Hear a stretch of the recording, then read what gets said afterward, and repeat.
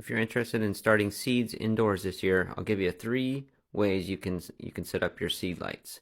Here's one way. You can buy a light stand like this. It all comes in one piece with a hanging light, and it's adjustable, and you can change the height of your light as your plants grow up. Or another option is to build your own. So this one is a light stand that I built myself out of PVC pipe.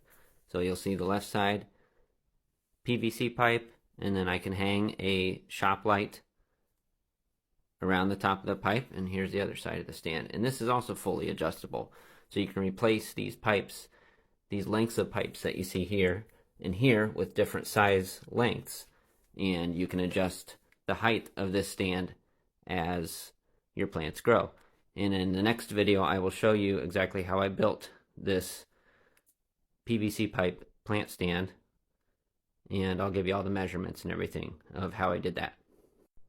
And then a final option is if you have some kind of shelving unit, like I have here. Some are like wire shelving units, or some have like particle board like I have. Well, you can hang your hooks of your T8 lights from the shelving unit, from the the shelf above it, and then you can have your plants underneath that.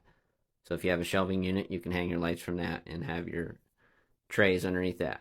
So hopefully that helps you.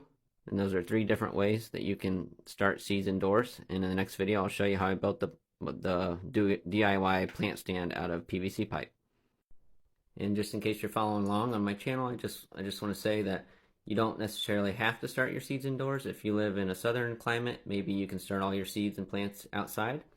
And if you're in a northern climate like I am, then starting seeds indoors just give you kind of a head start on the growing season.